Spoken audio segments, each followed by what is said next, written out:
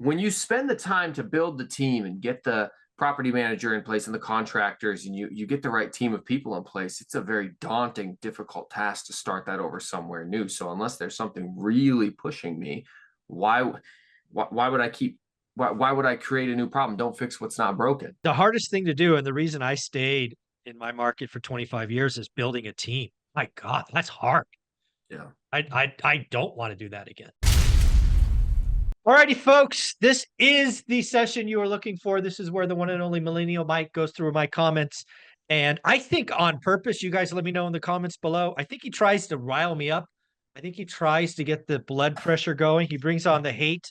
And I don't know what he's found because I never get him ahead of time, but I know there was a lot of hate this week. So I'm going to do my best to be measured. But this might be a video you don't want to have in front of the kids. I have no idea where we're going to go, but when I get frustrated, my filter leaves me and the F-bombs might come. So fair warning.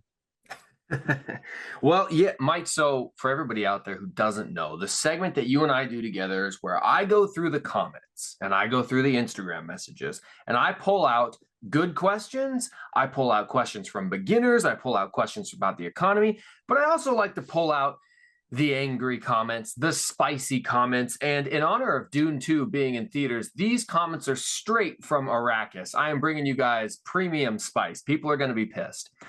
Or people are pissed in the comment section. But why don't we start with something that's not too angry? This one is about interest rates. Big surprise. This one came from a video that you were doing with Convoy Home Loans. This is from Terrence Scott 781. He says 2 weeks ago, it was lock your rate in and just refinance when the rates come down. Now it's lock your rate in before the rates go up. There's only one constant here, and that's to make sure you lock your rate in no matter what they do. LOL. That's very interesting. I'm curious as to when they would say maybe it's not a good time for most people to lock the rates in. So what do you think, Mike? You think the lenders are kind of like real estate agents in that it's always a good time to buy? You know, I think I remember that quote. I remember that comment. And I think there's a lot of truth in what the poster had to say. I would agree that most lenders, Convoy, Matt the mortgage guy, Stephen Dow, I believe most of them would say, if you like it, lock it. I think we've had crazy interest rate moves over the last 6 months or so that maybe make that even more important. But I think it's fair to say that they talk their own book. I don't think that's unreasonable.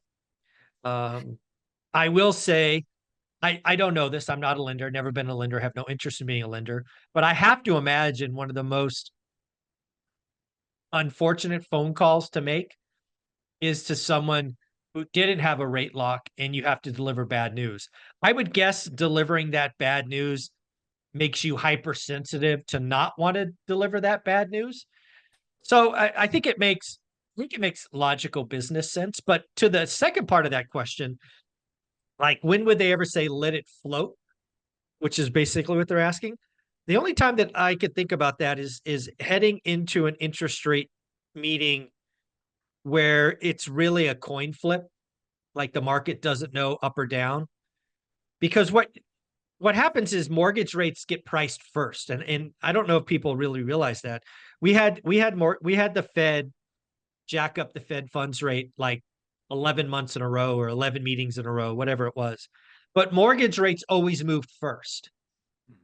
I think if we really had a coin toss and then it went down, it might make sense. But I think in general, lenders probably don't like delivering bad news, hence lock. But I think it's more than fair comment. Yeah, I don't think there's anything spicy. I think it makes logical sense.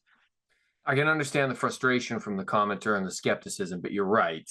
Because most of the lenders, at least the ones that I've spoken to, when they talk about locking their rates, they do always usually give the caveat that, well, if rates come down, they can usually price that in and you can get the lower rates still. So it makes sense to lock it before it goes up in case it goes up. All right. Why don't we take a look at the next question, which is, this one's also another slightly positive question. I have a feeling I'm getting set up for something. Oh, yeah. I was going to get you happy before I just smack you in the face with some heat. Okay. All right, this one is about just getting started. Comes from Jay Cameo 1800. He says that he really appreciates you and he's late in life getting started with his real estate investing journey, and he's thinking about thinking hard how he can purchase that first investment property. There's lots of challenges, but just thinking about how to do it every day, reading one rental at a time at this moment, it's not just for him, but his children. So, Mike, the question for you is, how old is too old to get started investing in real estate?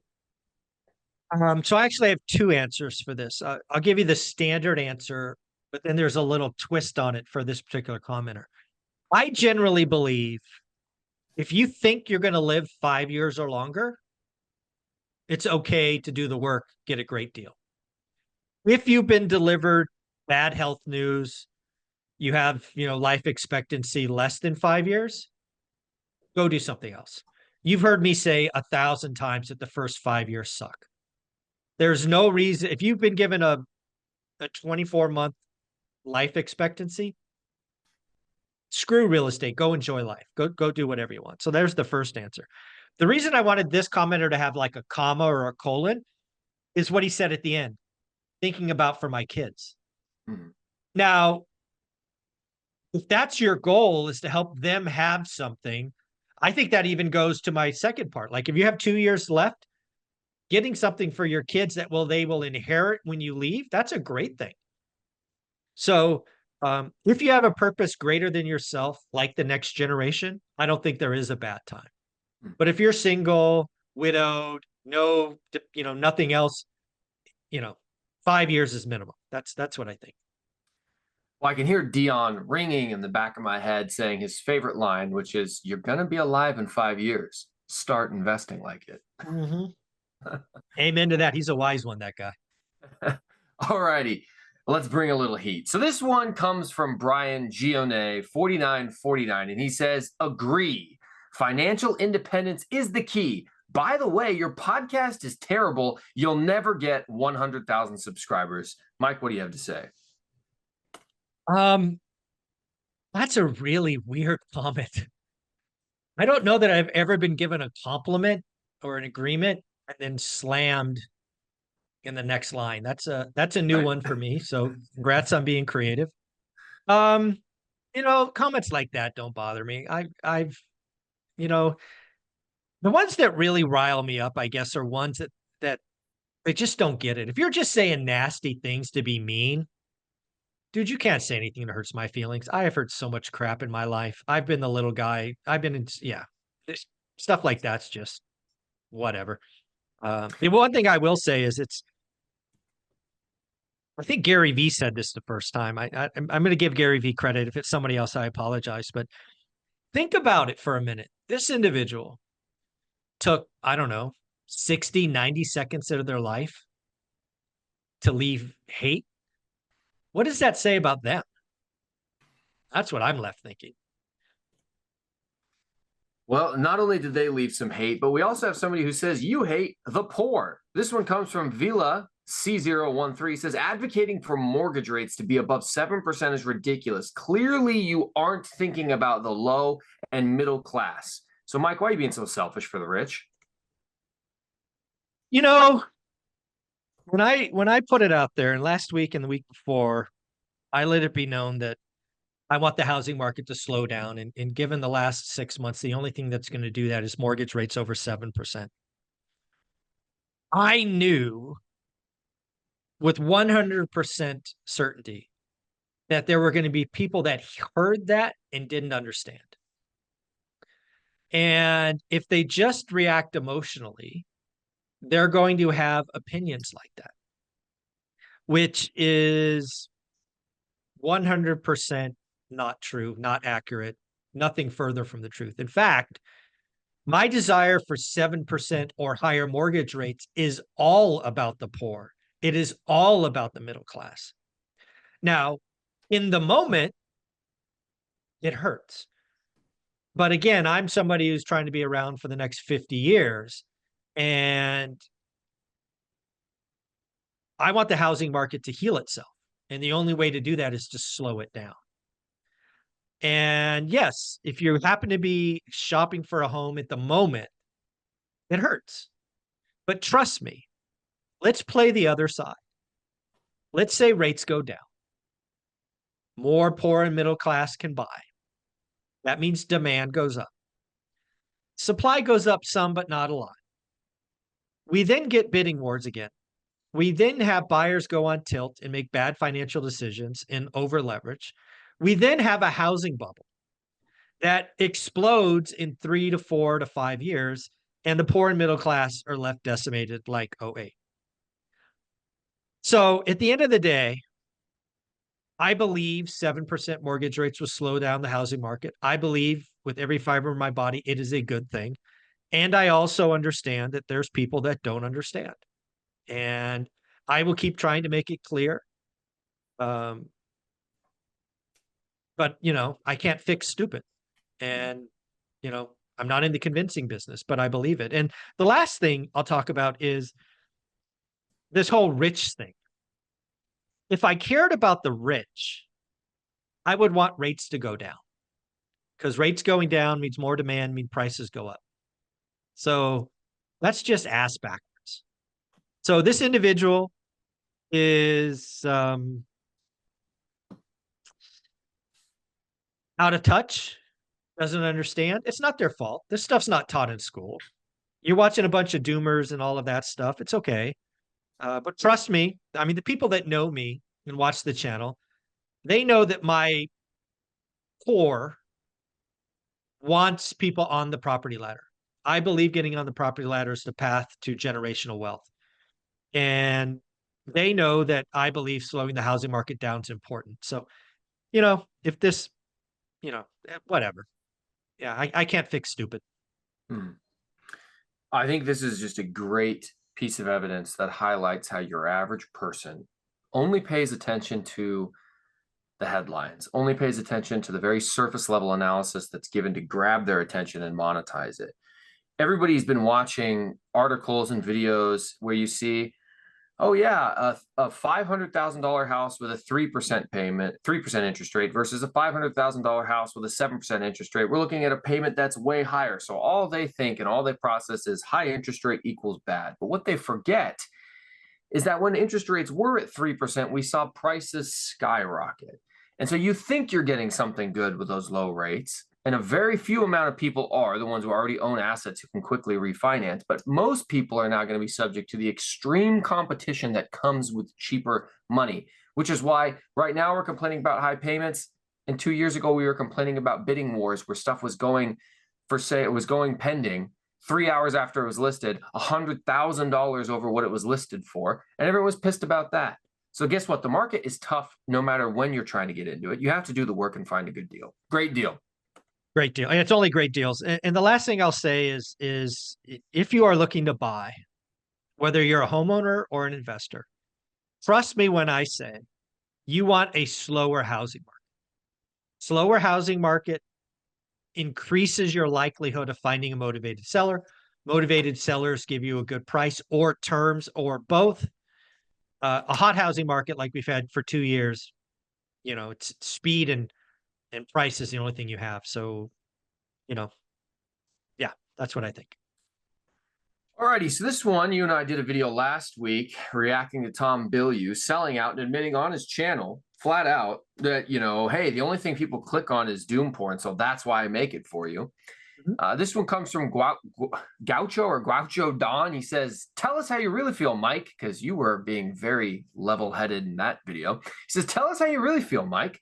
Kudos to you for usually taking the high road, and shame on him for playing to that crowd. But isn't all business about giving people what they pay for, even only for their time? He 100% agrees on the misnamed channel being impact theory, but is he right?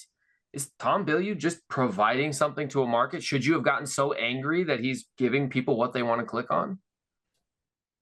That is a very adult comment and measured. And at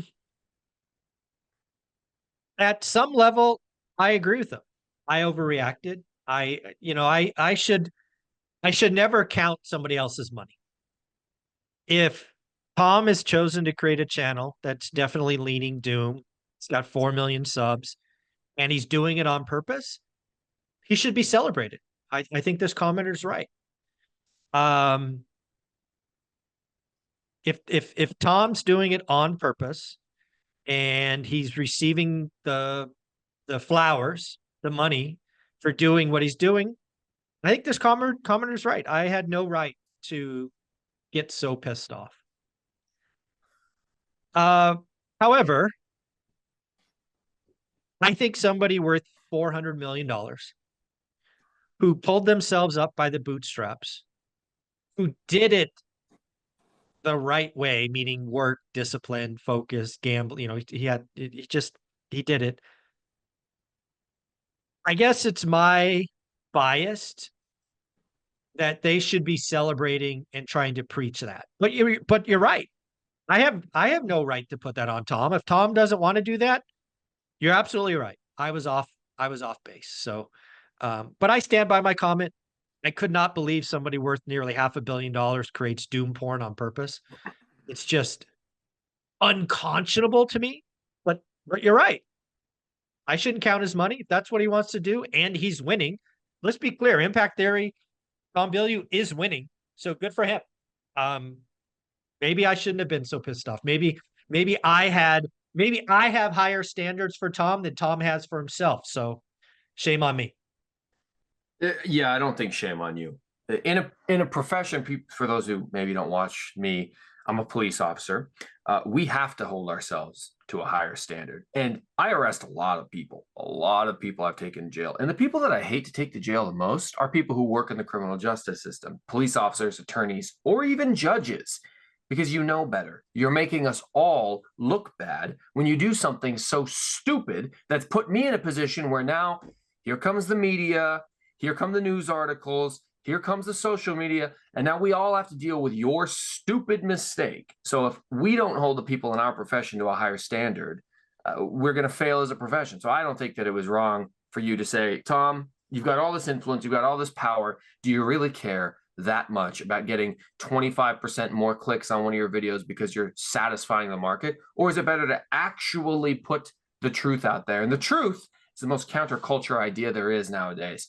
So I think it would be popular. Yeah, and again, I think Tom, our little Four Adventures platform, four guys came from nothing, doing something. Tom is 100, 1,000x more impactful than all of us together. He could change generations if he chose to kind of share that. And again, maybe that's not what he wants to do. I don't know. But yeah, I just wish he wouldn't create doom porn. All righty. Well, let's switch the topic and let's get a question from somebody about real estate specifically. This one's from Thierry Duthel, or Duthel. Sorry if I said that wrong, my friend. He says, how long or how many units in one market or zip code before you should worry about diversification? That was an interesting question. I remember that one as well. And the first thing that hit me was Dion, right? Dion has his units, I forget what it is, 10 miles apart, whatever it is, and diversifies by payment type, right? Section 8, military, private, cash payments, all of that. I honestly never thought about it. I own units, like I own 3 or 4 houses on one street. I'm a top 10 landlord in a couple of zip codes in my market, maybe top 15 now. I never thought about it. I still don't think about it. I've bought 4 houses in a row before. I bought apartment buildings side by side before. I just buy the best deal. Frankly, I would rather own, like, if there were 4 houses for sale, I would rather own all 4 than 2 of them because I want to control all of the quality, right? So I don't know. I've never really thought about it. I don't know that there is a number. Dion will obviously disagree with me, and that's okay. But to me, as long as you're buying in good areas with good tenants and all the other things work, I would gladly buy another house on any street I own if the numbers work. So I don't think about that. Yeah. There's ways to diversify within your market. But realistically, one of the points that I make when people ask me why I continue to buy in Gary, Indiana, America's most miserable city, of course, my joking comment would be the king doesn't diversify. Are you kidding? I just expand my kingdom. Why would I ever leave? Well, I would never betray the people. But in reality, when you spend the time to build the team and get the property manager in place and the contractors, and you get the right team of people in place, it's a very daunting, difficult task to start that over somewhere new. So unless there's something really pushing me, why would I keep? Why would I create a new problem? Don't fix what's not broken. The hardest thing to do, and the reason I stayed in my market for 25 years, is building a team. My God, that's hard. Yeah. I don't want to do that again. So yeah, Mhm. you're great point. Yeah, the king doesn't diversify. I like that. Okay, we haven't had a comment from Jeff M in a while. Well, he does leave comments, but I haven't had a good question from Jeff M in a while. And he's talking about some of the same stuff that he used to talk about when it came to trying to buy a house, which he's since bought a house. He owns a house now. Congrats, Jeff M. He says, Mike, I want to retire early and I look every day, all day in my market, but how do I get cash flowing assets? The math flat out does not work in my market. It's red hot and it's prolonging the 10-year timeline. I believe that 10-year timeline is his timeline to retire. Yeah, this goes back to all the conversations, right? What I try to teach is the process, the framework for figuring out your market, figuring out average, and then only doing great deals, right? We've talked about this a lot.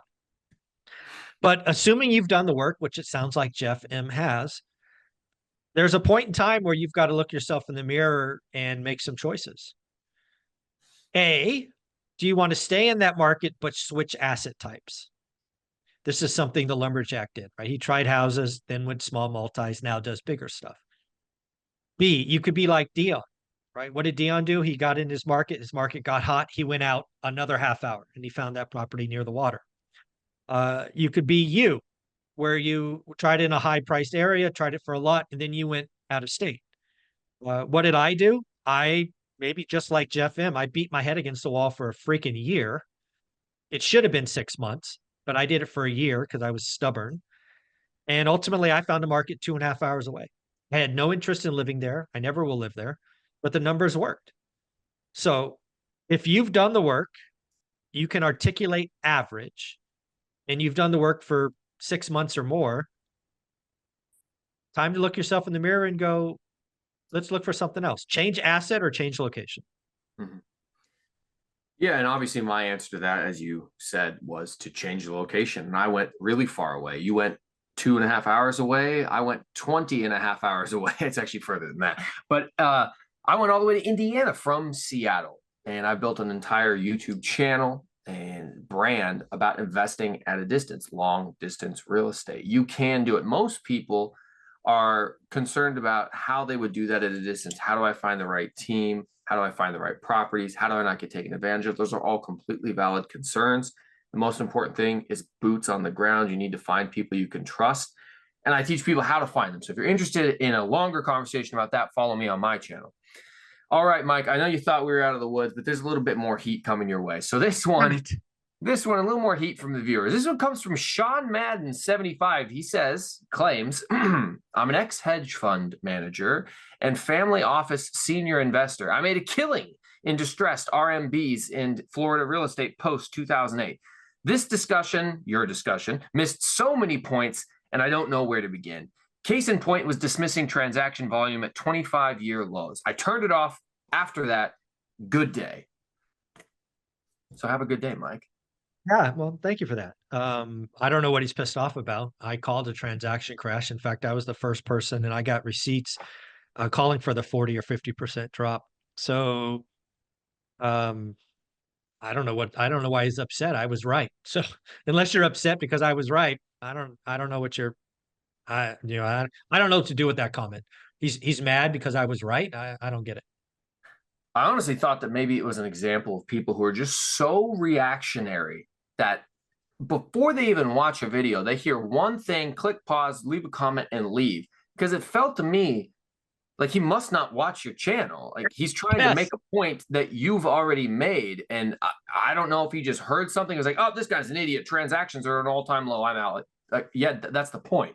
Yeah, it's just man. Oh, by the way, I called it early, called it right, and yeah, you know, I don't know. I'm sure to do with that comment. So, Okay. All righty. So this one's our last question for the day. This is for Mike, the economist, the college educated economist. Comes from Chris Webb, 4797. He says, yes, the metrics we use to measure the economy are out of whack right now. GDP is up, job numbers are good, but talk with anybody who's working class and they have different ideas about the economy doing well. I've heard that gross output is a better measure of how the economy is doing. I have not had the time to review it, but I may have to find the time because the metrics being used now are not creating an accurate picture. And I think this is really a question at what we continue to see the news say, which is everything's good, unemployment's down, there's no recession, the numbers look great, but people on the ground working every day can feel it's more expensive, can feel how things are slowing down, can feel how bad it is. So do you think, Mike, we need to change how we measure the health of the economy to get a more accurate reflection? I think I think you can always have more data, right? I do. I think the idea of gross output is intriguing.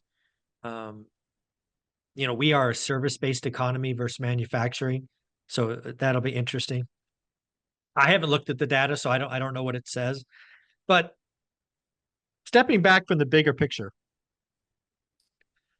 I think I think what's really going on in the economy is we have indigestion. The government basically printed $10 trillion in a very small window, shoved it into the economy. It's like overeating, and we have indigestion. Now, how does that get fixed? Time. Time helps that. Losses. What does indigestion look like in my opinion? Well, it's all the syndications that were general partners doing value add with short-term debt, losses, all the office buildings being sold for pennies, losses, right? Part of indigestion is we're going to have losses. We're going to have bankruptcies. I think there's a lot of doomers pointing at bankruptcies as a problem. And I'm like, no, bankruptcies are good, right? Bankruptcies doesn't mean the business stops. There's all kinds of bankruptcies. Bankruptcies means we can deal with the debt and rejigger the debt. So maybe the company can keep going. Now, some of them go to zero, and that's okay. We have misallocation of capital. We have misallocation of resources. All of this happens when an economy, again, this was a great experiment, right? There's always been this idea that you could rain money down from helicopters and, you know, everything would be okay. And it's not. It's not. You misallocate. It's a misallocation of capital, meaning money, and a misallocation of people, meaning hours and work. And the economy is still working through it, and we're seeing it. And yeah, we've seen M2 money supply decline by significant amounts, like the first time since the Great Depression. But if you zoom out, we're still way above trend. And that's because we have indigestion. We've got to get that number down to trend. And there's a lot of losses and pain coming. So yeah, I think he's right. I think there could be other measures of the economy. Mhm. Yeah. It does feel somewhat like the population just gets continually either gaslit or this is a Well, reference you get. Oh, go go ahead. ahead. I was gonna I say, was go ahead. You first. I was gonna say the reference you won't get is they're just looking at you and saying there is no war in Bossing say, which just means that what you're feeling and experiencing isn't right. The economy is perfectly fine. Don't pay attention to the fact that that box of cereal that was $3 2 years ago is now $6, And and smaller. it's half the And size smaller. exactly. And people are Yeah. tired of it. No, I get it. I mean, inflation hurts everyone. I've seen crazy. I mean, I have a lot of insurance, right? I have my dream car. So when my dream car insurance nearly doubles and it's older, shocks me. When I get cancellations because I'm in California and my insurance quote goes up 80%, shocking. And I feel it all the time. But it's the other thing I'm left to think about is I think what we may be hearing is the noisy few making all the noise. Because I think the people that are down and doing the work and, moving forward and buying assets and just doing the work, we don't have time to come out and talk. But you got these little, nobodies in their mom's basement putting out crap. And maybe it's just the noisy few. I don't know. I mean, unemployment's been below 4% for what, 2 years now? Mm-hmm. That's not normal, right? When I went to school, I mean, people may not believe this, but I was trained as an economist that full employment was 6%. 6% was the goal. We're at 3.7 or 3.8 or whatever it is. It's crazy. Yeah, I remember when I was in high school, which has been a while for me now, it was 5% is what we were taught was good. You needed 5% unemployment because that allowed movement within the economy. Yeah. Yeah. So, well, Mike, those were all the questions that I had for you this week. What I pulled from the comments. I get it. I keep my calm. You didn't lose it. Yeah. So what I would suggest to people out there, hey, if you want a question or an idea or a comment answered, you can send it to me in an Instagram DM at Millennial Mic. I'll make sure that it gets featured here. If you have a video you want Mike to react to, send it to me. I'll either clip it down, or if it's a short, we'll watch it and react to it. But this is your opportunity to get your direct question sent to me and answered. And again, folks, he does not tell me the questions ahead of time, so send them privately if you'd like. Leave them below. He does go through them. And man, I appreciate you more than you know, Mike. Thank you very much. Of course.